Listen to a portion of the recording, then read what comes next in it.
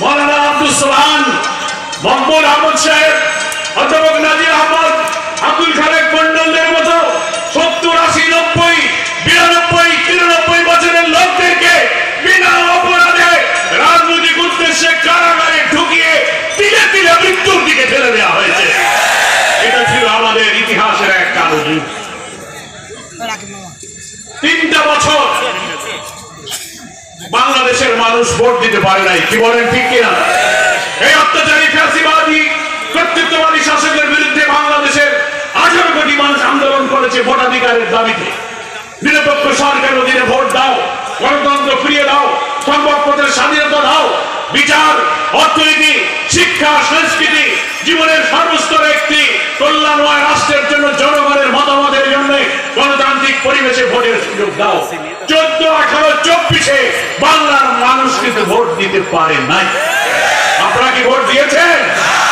ভোটের সময় সকালবেলা ভোটের দিন রওনা দিয়েছেন ভোট কেন্দ্রে, রাস্তায় আওয়ামী লীগ, যুবলীগ, পুলিশ লীগ বাধা দিয়ে বলেছে ভোট হয়ে গেছে, বাড়ি চলে যাও, কি বলেন ঠিক কিনা?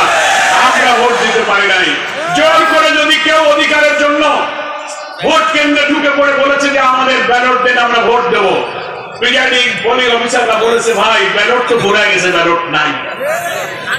বাংলাদেশে আর এই 14, 18, 24-এর মতো ভোট আমরা হতে দেব না। যে কারণে আমাদের 15 বছরের সকল রাজনৈতিক দলের আন্দোলনকে দমন করেছে তারা, হত্যা করে, গুলি করে, গ্রেফতার করে, কারাগারে আটকে রেখে তারা বারবার আন্দোলন দমন করেছে।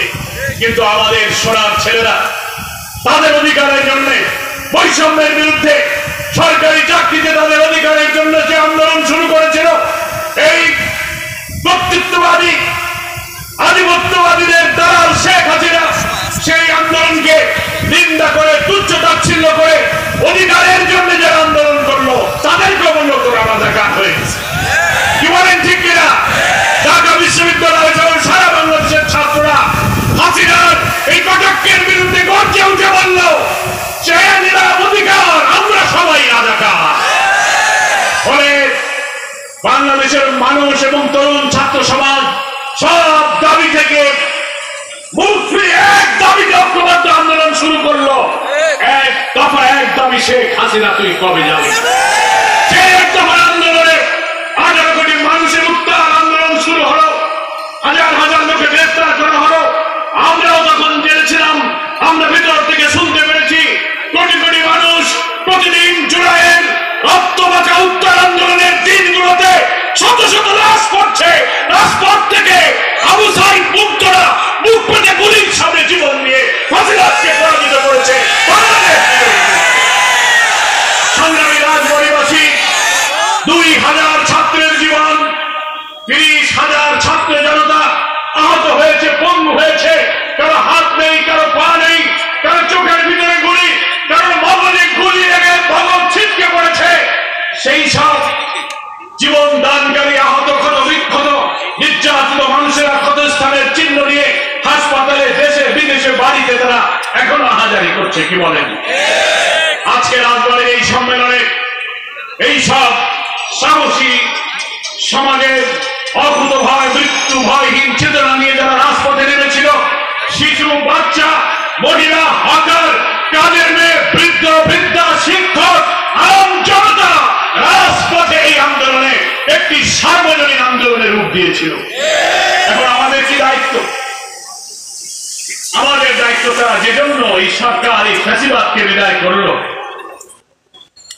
মানুষ মনে করেছিল এই ফ্যাসিবাদ বিদায় হবে না, কারণ 15-16 বছর তো আন্দোলন হলো, ভোটও দেওয়া গেল না, আন্দোলনও হলো না।